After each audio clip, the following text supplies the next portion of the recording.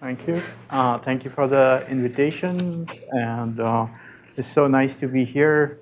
Although I missed like first 3 days of this conference, but I'm sure like I get more in this today and tomorrow.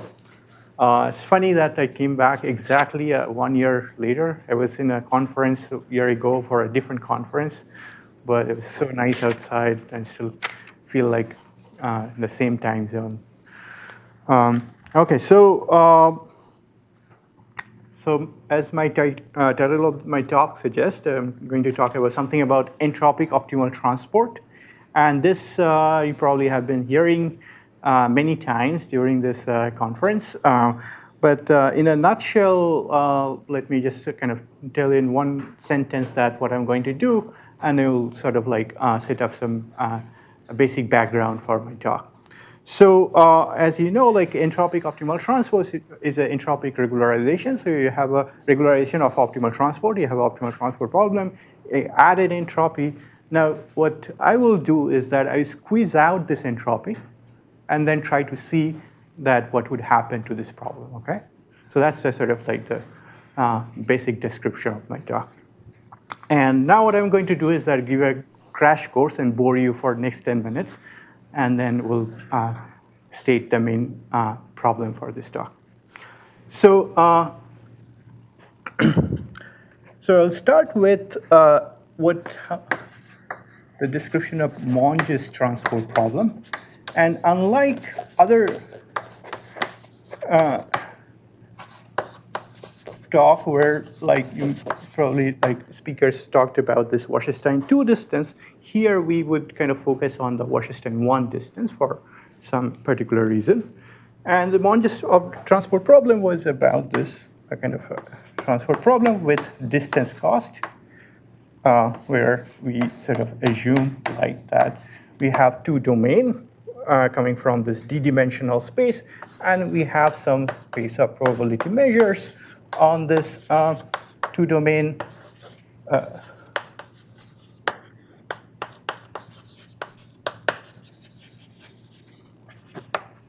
and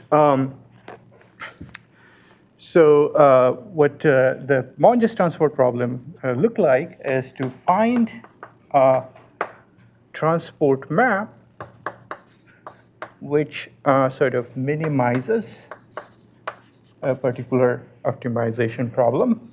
So this map would have this property that like it's a Borel map, and it push forward this measure mu, which is measure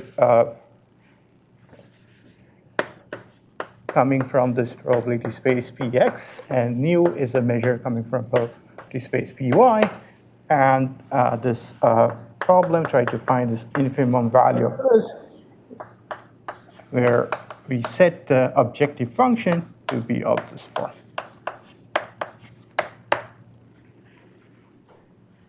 Where this cost function here, I took it to be the distance cost, okay? Now the problem with this particular type of optimal transport problem is that this cost function is not strictly convex, and for that reason, the existence and uniqueness of this transport map was like a challenging problem. And Monge prescribed this problem in 1781, and it took quite a while to come to a solution or construction of this transport map. So I'll give a historical context, like when exactly this has been solved. So a little bit of context.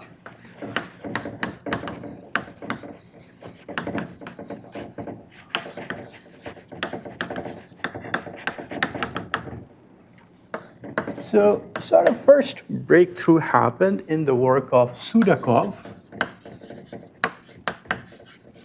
in the year 1976, where he used an abstract method to come up with this construction of this transport map, a solution of this optimal transport problem.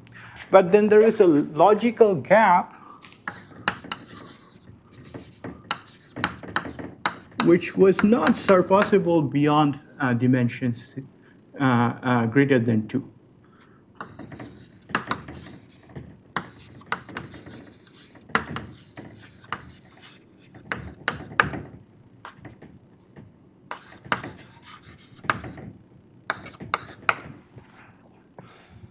So he constructed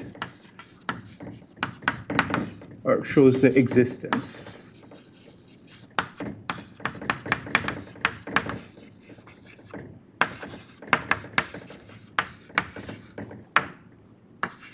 Monge problem. Okay. Now, second, so this was kind of like not been seen for a while, for almost like 15 years. So then, like there was a counter example produced for a dimension d equals to 3.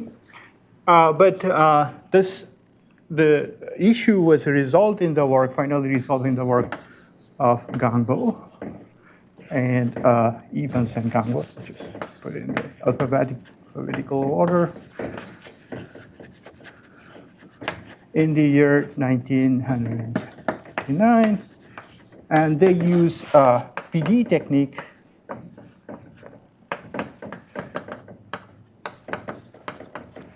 to show the existence of the solution. But okay, but here, no, if it's PD, you cannot take discrete measures, no? That's true. So that kind of like motivated like another group of people. And finally, the major breakthrough came, which we follow in our talk. So, Promit, when you say in the first case you show the existence of Monge solution, means are you taking mu to be absolutely continuous or anything? Or yes. So I haven't kind of stated exactly. I'm going to state like what are the assumptions finally would kind of take. So exactly. So like for here, what they did is that they take mu and nu to be absolutely continuous, supported on a bounded domain. The domains are separated, all these nice assumptions. Even then, it was not clear how do you construct it. So Sudakov does it in abstract method, but it was kind of like still with a logical gap. Okay.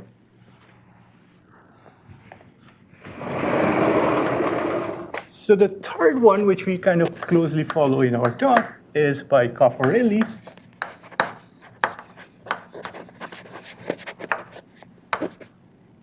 Feldman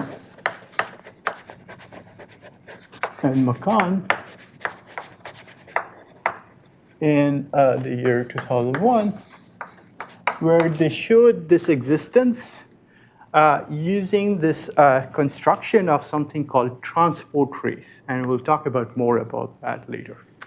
So they exactly shows the existence.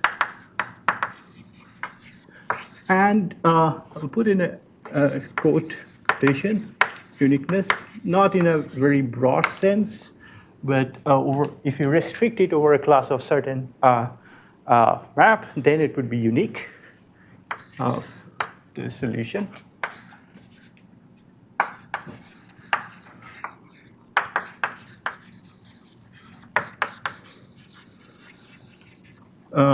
Using transport trace.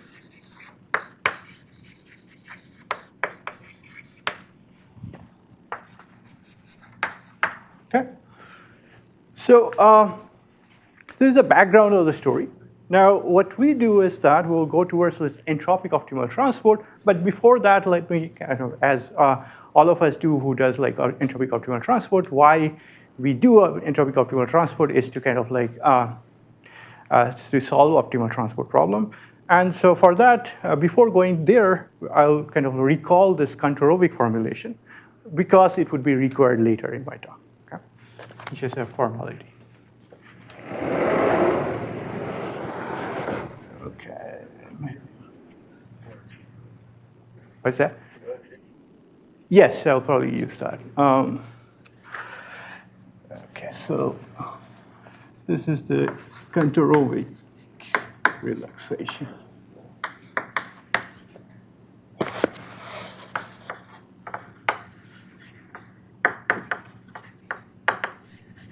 Okay, so as you all know, so instead of like looking for this transport graph, here we would sort of focus on the space of coupling between mu and nu. So these are like the probability measure supported on this product space, where the marginals, when we restrict over the x space and y space becomes this equals to this mu and nu.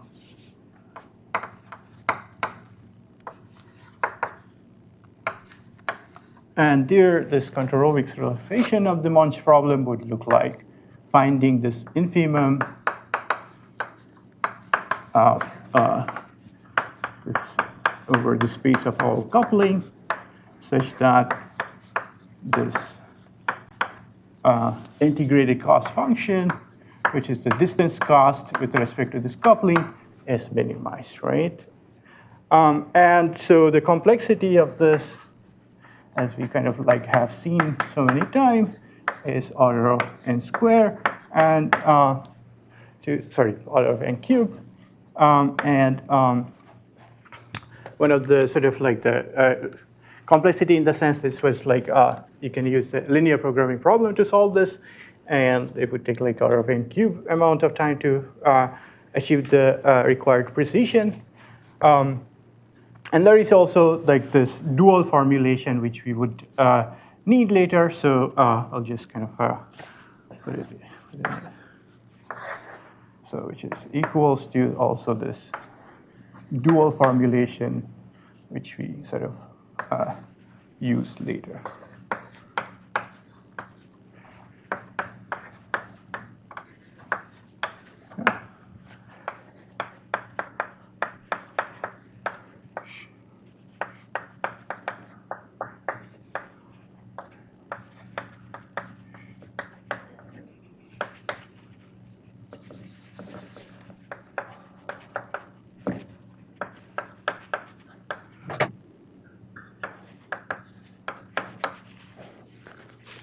This is just for.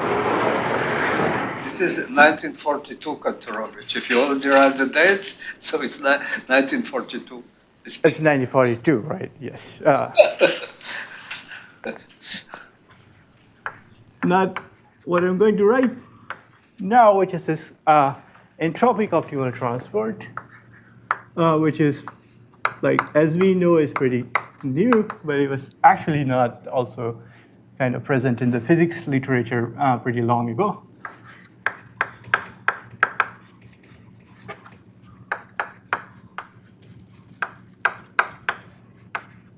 So the current formulation that I'm going to write is this, taken from Kuturi, 2013, and it's this.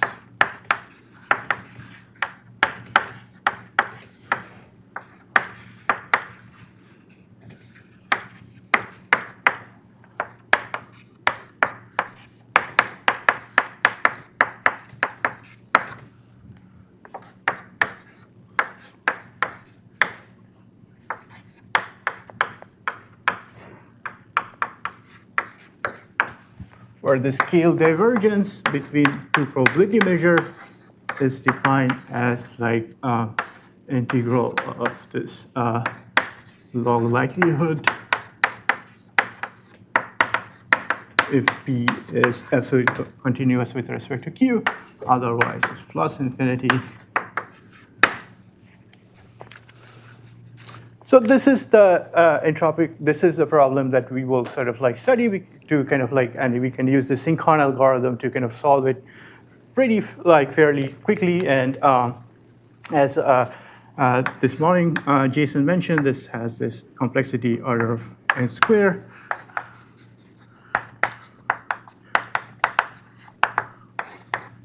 Which is one of the kind of nicest thing about this entropic optimal transport. Now, this is something like when we were, I started like looking at this optimal transport. This sort of like what kind of like intrigues me is that like this entropic optimal transport has also a long background in the physics literature in this disguise of Schrodinger's problem. And there was this kind of the synchron algorithm may make some of this this wave equation ideas that Schrodinger was trying to use for solving this his equation, the Schrodinger wave equation. So then one of the sort of like the main theme of like what I tried to do in like while studying this entropic optimal transport is to understand that what will happen to this problem when you take epsilon goes to 0, and that is exactly what you want, because you want this entropic optimal transport to be fairly close to optimal transport, and that will happen when we take epsilon goes to 0, right? So along that direction, I will try to sort of state what is the exact problem we would going to look into throughout this talk, and by the end of this talk, I'll probably be able to convince a little bit that there are kind of a lot more nicest thing kind of hidden behind this problem, which worth more study in the future. Okay, so this is the basic setup. I'll probably erase this part.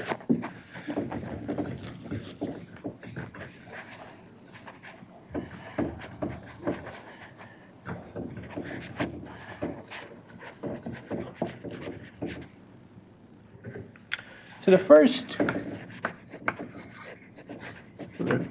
two problems that we will look into. The first one, which is that this, let's say pi epsilon is this argin of this entropic optimal transport.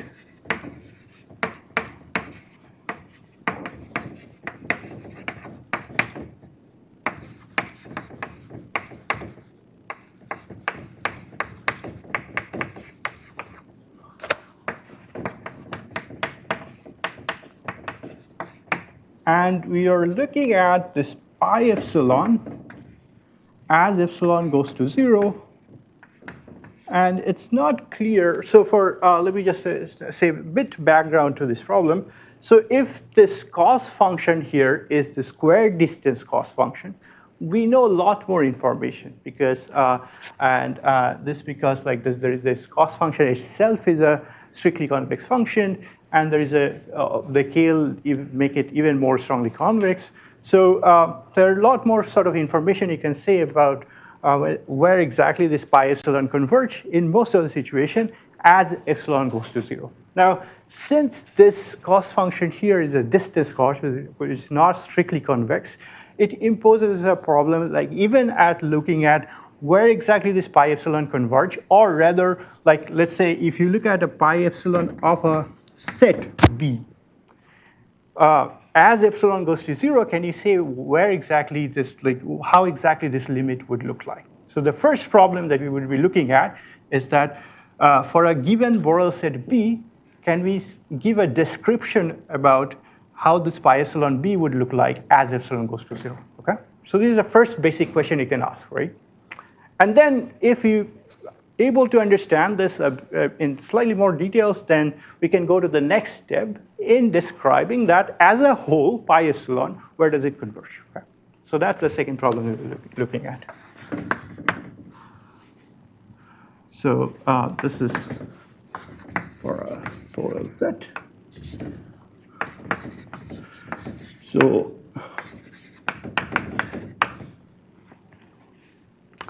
and the second is that does pi epsilon converge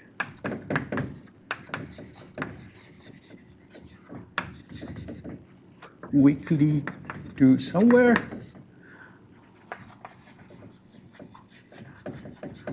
And if so, what is the description?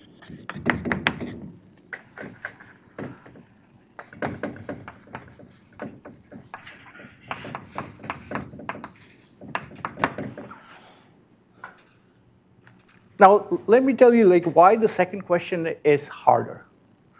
So for this, when the cost function is distance cost, this optimal transport problem, or the Kantorovich problem, it suffers from this non-uniqueness the problem, in the sense that there could be many solutions to this Kantorovich problem. So it's not clear that as epsilon goes to 0, pi epsilon converges to any of this optimal transport kind of plan coming from as a solution to this Kantorovich problem.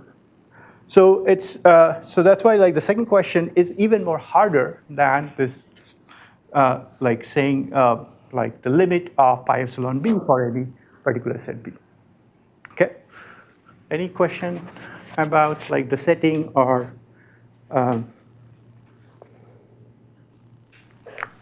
or the problem. So, yes, I have a question because here, because when you say O and R, it means that you are in discrete case. And here you are not in discrete case. I'm not in discrete. I mean, like, I would say also what happens in the discrete case, but for now, it's a very general statement. Case. Yes. Yes, it's, and you, so what if you took like square with this strictly convex? Does it make it easier for your analysis or not? I will give you exactly that example. Okay, fine. Exactly talk about that square example. Square with a uniform measure on the square. That's like the simplest possible setup you can get.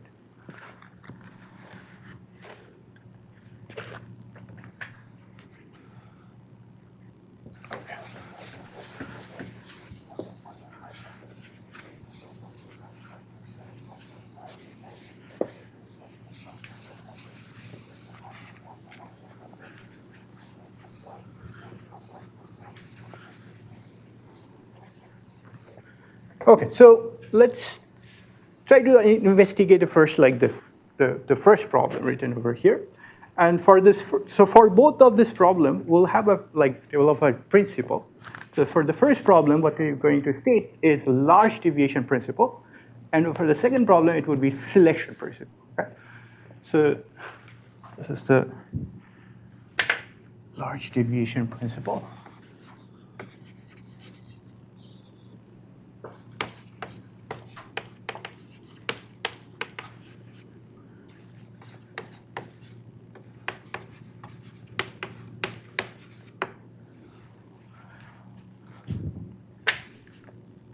And then there will be like two kind of statement in large deviation principle. This is how a typical large deviation principle would look like. So my assumption here would be I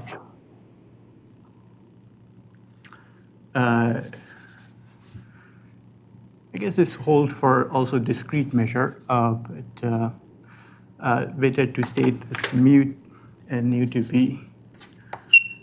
Okay, so let me just keep it like as general as possible. So lim sup of epsilon goes to 0. I think this is a bad color, probably. Let me just change it to white.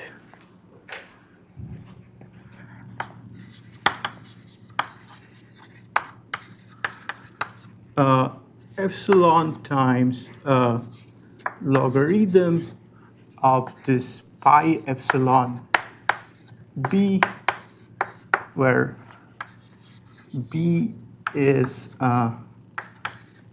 bounded and closed set, is less than equals to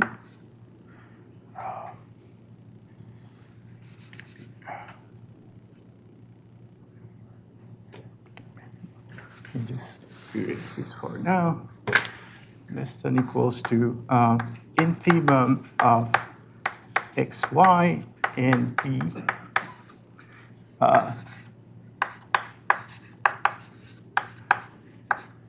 this is phi kx psi ky, where phi k and psi k are Kantorovich potential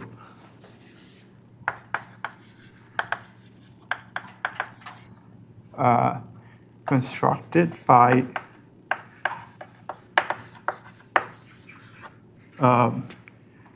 this Caffarelli, Feldman, and Macan in 2001. So this potential, as I said, like the solution to the Kantorovich problem may not be unique.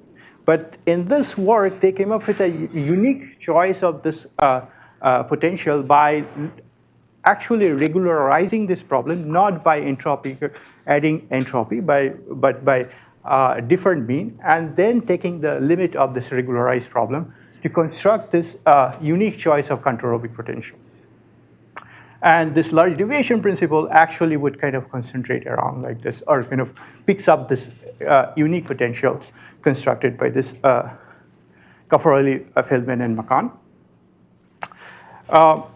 So this is for the set when B is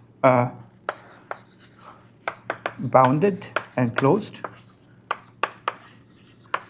And as you can imagine, this is a lim sup statement. There is a limit statement for this large deviation principle as well, which would be quite similar.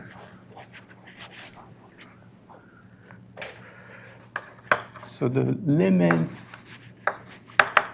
of epsilon goes to 0, log of pi epsilon b is greater than equals to infimum of b, infimum of xy, and this set b, where you take this cost function minus phi k of x minus psi k of y for the open set.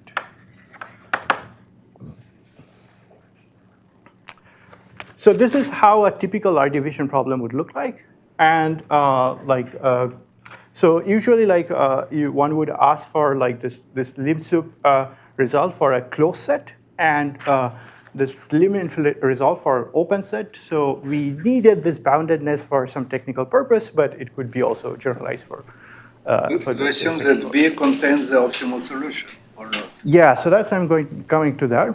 So now this is called like a large deviation rate function. And as you can guess, see that like this rate function is sort of like the slag variable in this optimization that you want to like use, right? And what happened is that if xy is on the support of the optimal transport plan, this right-hand side is going to vanish. So for B, which is if B is subset from the support of the optimal transport plan, then you're not getting any information from this lim sup limit segment because the right-hand side vanishes. So it's not sort of giving any non-trivial information about those set B, which is on the support of the optimal transport plan. So this statement is giving information if B is staying away from the support of optimal transport plan. Okay, so that's why like this first problem that we are kind of stating here is not, even though we have some kind of understanding, but it's not kind of giving any insight of like solving this problem 2 that I stated here. Okay. So for this one, sort of like came up with this work of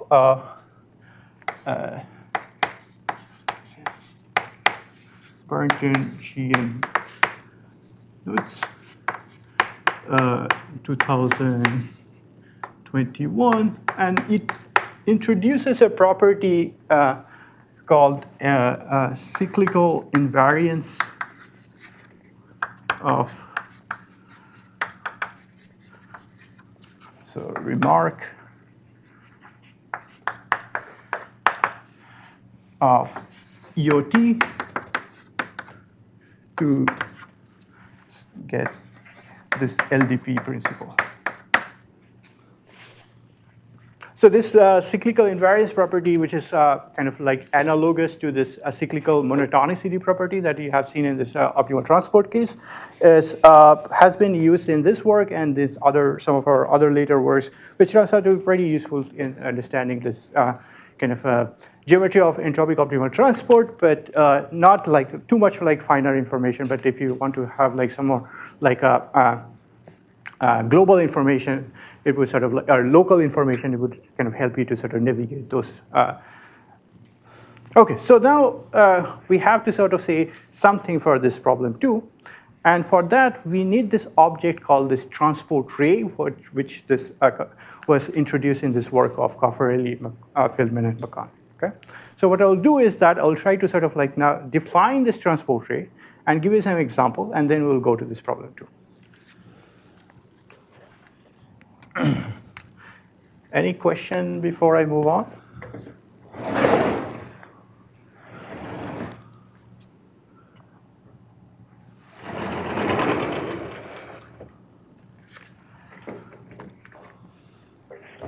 Okay, so this is the object we will sort of like focus now. So transport ray are will be the some like segments. It's not necessarily like a straight line segments. It would be so it could be a curve between two set of points, and it would be defined in this following way. So the transport ray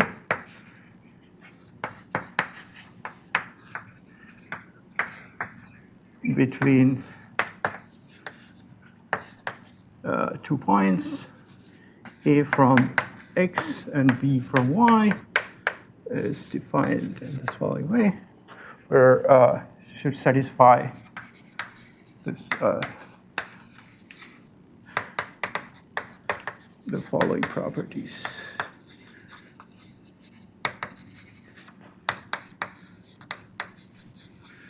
So let me just state these properties in the other board.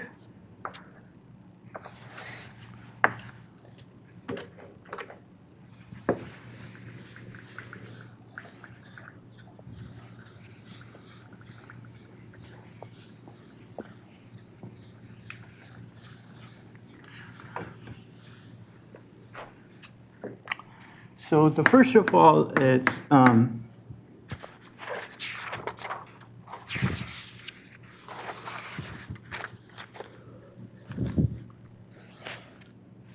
so to satisfy this thing that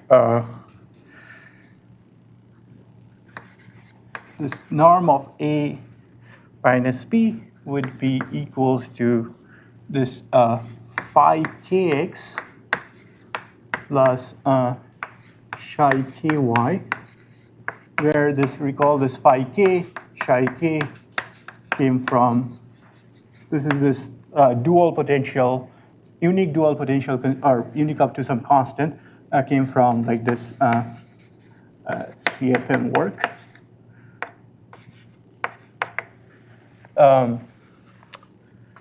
Sorry, this is A and B. And the second one is that like this is maximal. So maybe I'll just state the other one and then say the maximal. So if I look at now point X, A, which is for X in the space capital X, this would be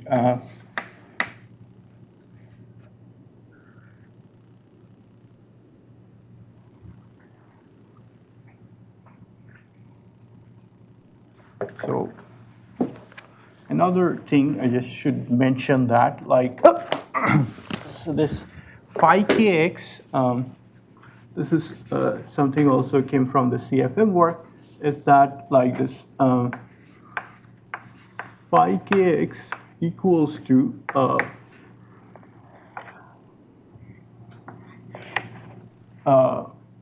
function ux for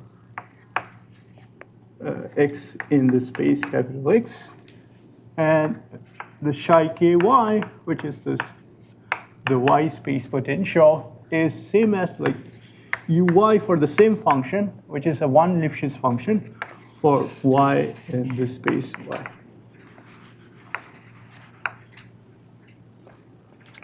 So this is also came from the same work. So they constructed this phi k and psi k and showed that this phi k and psi k could be realized as like in this way for a unique choice of this one Lifshitz function u. So this u further satisfy this property that x minus a equals to u of x minus u of a. And if I take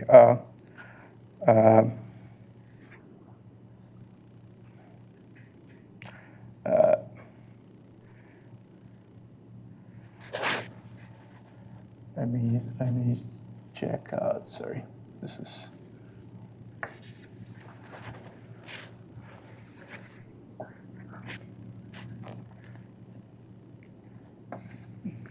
P minus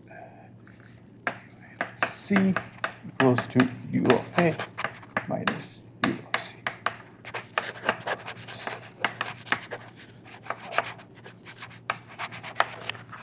So this, and the third one is that like any of this segment which satisfy these first two may not be considered as transport ray. It has to be maximal in the sense that if you extend this ray like beyond this point A and B, it failed to satisfy this first two property. So it sounds a bit abstract. Also, the construction and even showing the existence of such potential segments which satisfy these properties are non-trivial. And that exactly was the kind of like the very nice part of this paper, which were able to show this existence, and then that's how sort of they came up with this construction of the transport map. But let me just give you one example where it would be easy to see what are this kind of choices of the transport ray possible. Okay.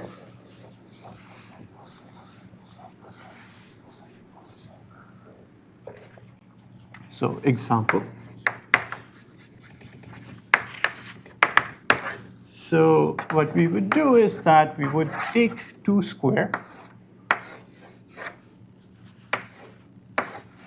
which are like square with side 1, and let's say this is my x space, which is equals to 0, 1 square, and y space, which is just shifted by the point 4, 0 of the same square.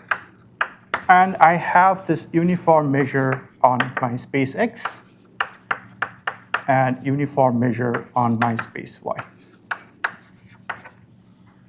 Now the transport ray would just be, so this is like the horizontal translation of this unit square by a point, by amount like the distance 4, okay? Now the transport ray would just be the horizontal like slices of these 2 squares. And this choice of this u function, which would be this Kantorovich potential, would in this case would just be equals to u of like this 2-dimensional point, ux1, x2 will be equals to just the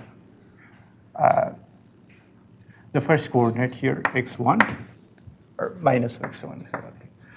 So if we take this choice of u, which would solve this Kantorovich problem for this case, with distance cost, then, and if you take this transport ray to be this horizontal slices, they would just like solve this kind of properties that I just mentioned here. And they would be maximal because like if you, like these are indeed maximal here because you cannot extend it beyond it because just go out of this range. So this sort of like is probably one of the most simplest case where you can exactly find out what would be this, your transport ray looks like. Now, one of the cool thing that was kind of like proved in this paper, which was kind of finally lead to this construction of the transport map, is that this is maybe I just say like some result, theorem, again, the CFM, which is that this, if you look at this solution to this Kantorovich problem, let me call it like pi k, which is like this optimal coupling that would solve this Kantorovich problem. The support of that will be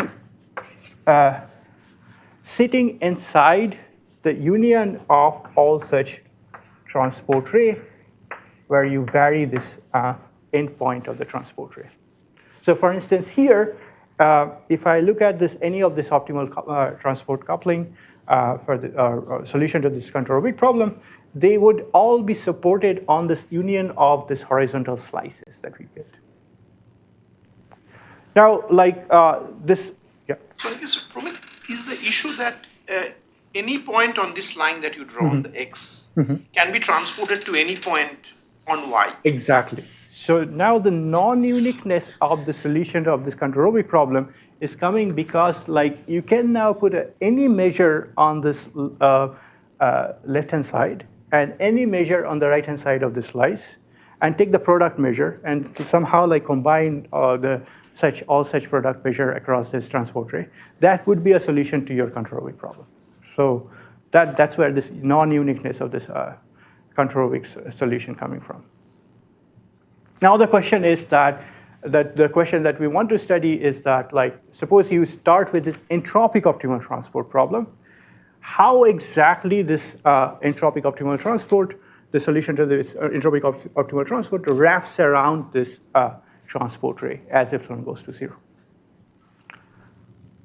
Okay, so this is sort of like what we want to understand. Any question on the transport ray side?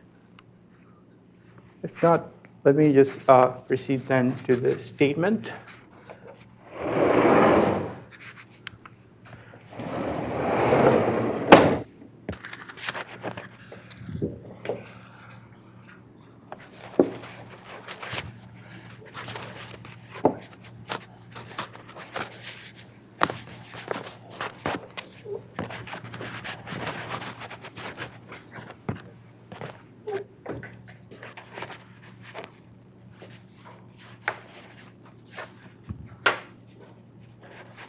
This is selection principle.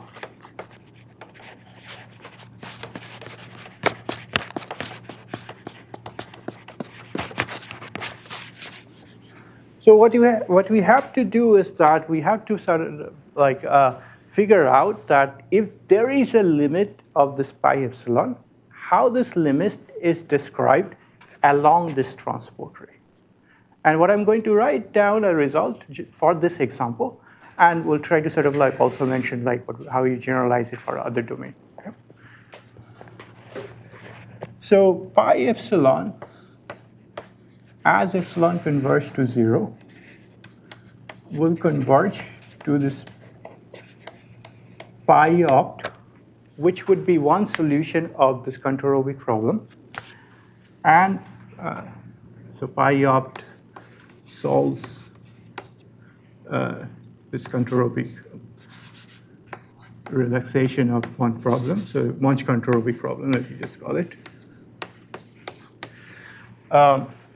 And this pi opt is like uniquely characterized by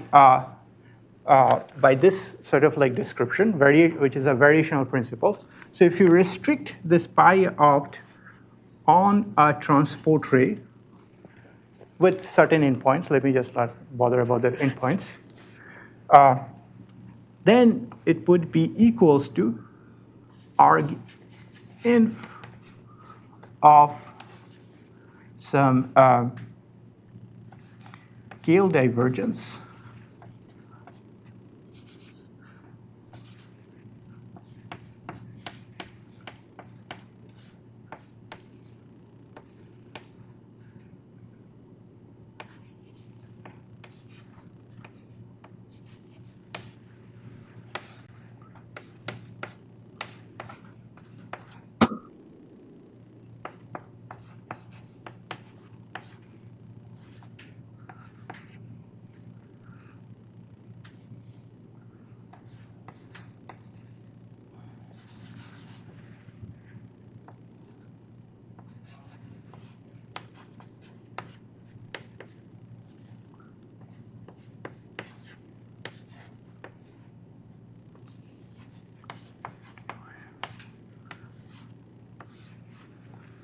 Okay, so what is this? So this so it's a pi opt is a measure restricted on this transport ray. So it's basically this times this, and it would be sort of minimizing a scale divergence between this a coupling between this mu restricted on the transport ray and nu restricted on the transport ray. And the scale divergence would be like between pi and a tilted the product measure of mu and nu restricted on this transport ray. This f is this tilt, And this f is defined in a very specific way.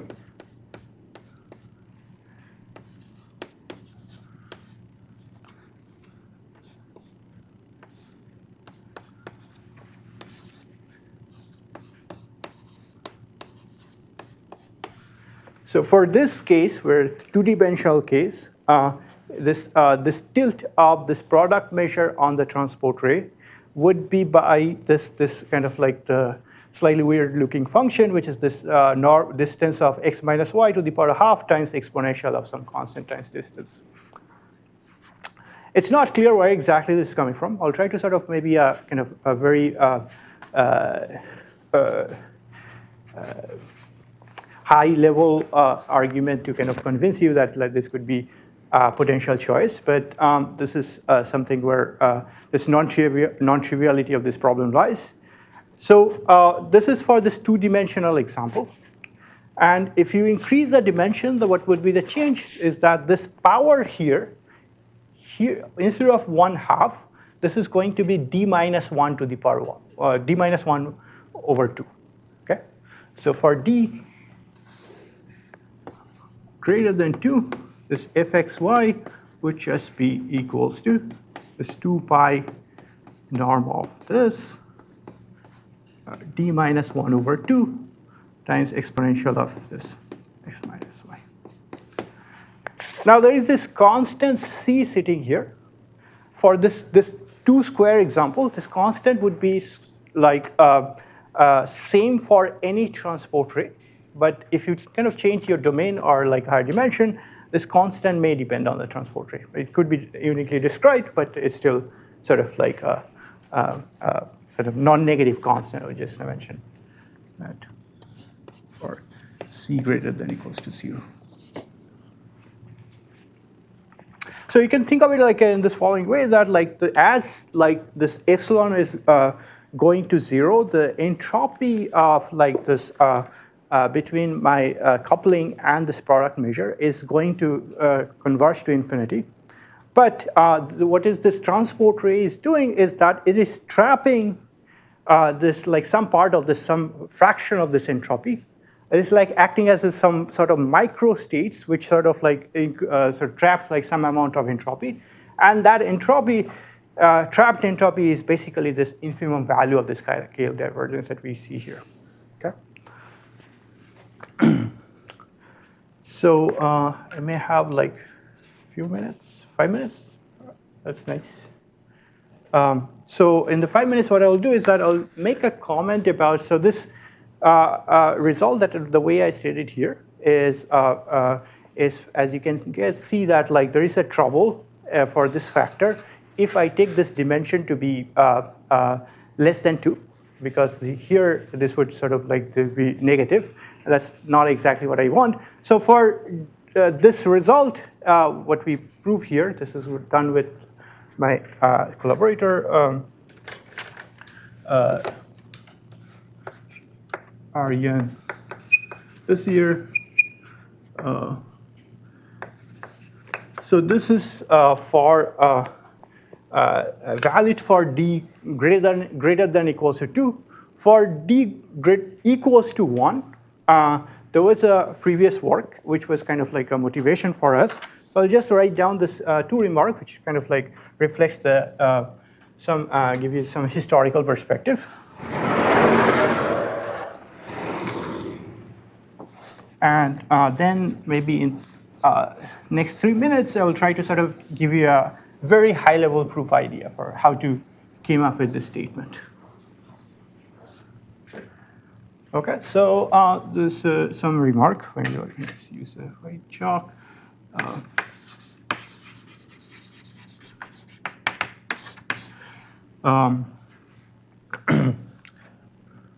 So assumption for our result was that so it's d greater than equals to 2, and we assume that mu and nu both are absolutely continuous with respect to Lebesgue measure with continuous density. and supported on bounded and disjoint domain. With these are mostly like some technical assumptions. You can remove many of them, but this d equals greater than equals to 2 is definitely needed. So the second thing that I should mention that like this, so d equals to 1 was done by Di Marino and Lewitt in 2017.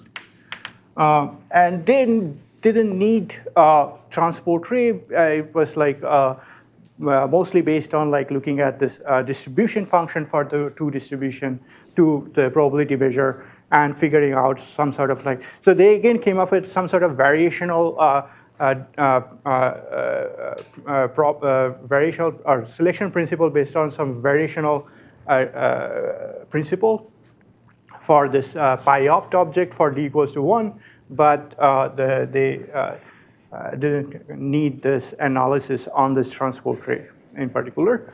So for the third remark that I wanted to put here is that it's actually this problem is much more easier to study if you assume mu and nu to be discrete.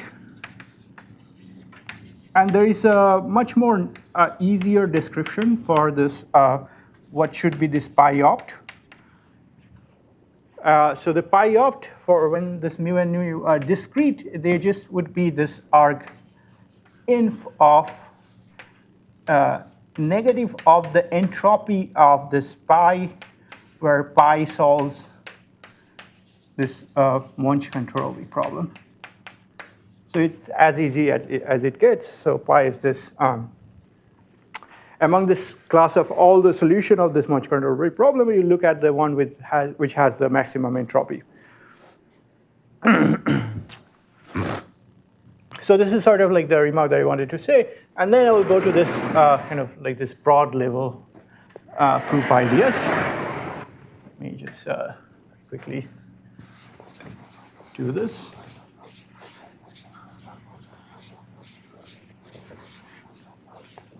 Okay, so what exactly goes into like proving this kind of statement? So what we made use of this description of this this entropic optimal transport problem, which has since it's a solution of this entropic regularized optimal transport, we know that it's absolutely continuous with respect to the product measure, and there is this description of this Radon-Nikodym derivative of this in terms of this dual entropic optimal transport potential. So let me call it phi epsilon x over epsilon and psi epsilon y over epsilon. Okay? And we want to understand this density, like for this 2 square example. If you take a transport ray, we want to understand this density around in the neighborhood of this transport ray. So if I take a point x and y here, so you want to understand this density around like at a point x and y, which is fairly close to a transport ray R. And how do we sort of characterize this closeness? We write down this x as a sort of like form like this.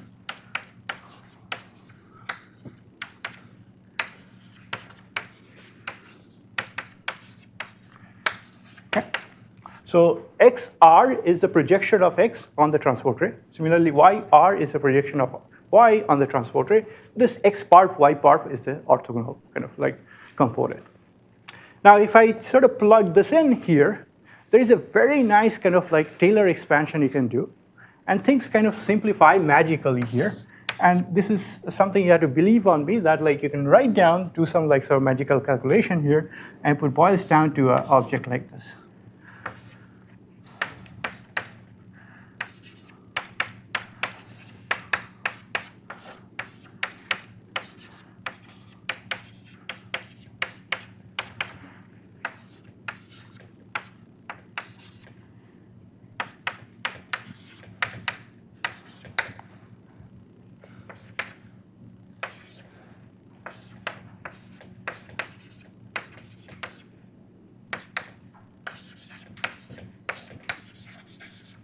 So it would reduce us to a sort of like first term, which is the exponential of things which depends on this x part, y part, and times some product of like this function f tilde and exponential f tilde and g tilde, which solely depend on this projection of x on this transport ray.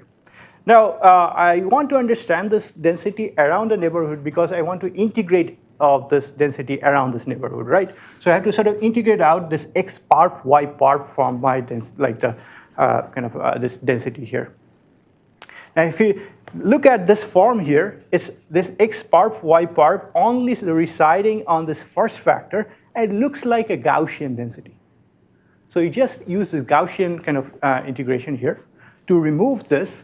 And if you do this Gaussian integration, so sorry, there will be a square here.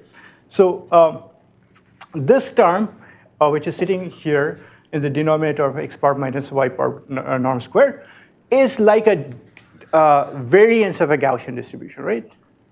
And so if you integrate this, this is going to sort of give you this term here. And this is basically the second term, this exponential c of a norm of x minus y is coming from here, which is sort of like this together is a kind of like moment generating function of the Gaussian kind of variable. And this, if you do this integration, you get this sort of moment generating function type of term, with this being the variance of this Gaussian distribution. So that's sort of the, like, there are a lot more things like than what I just told you, but that's sort of the crux of the argument. It's basically Gaussian integration, doing it in a very wise way. Okay?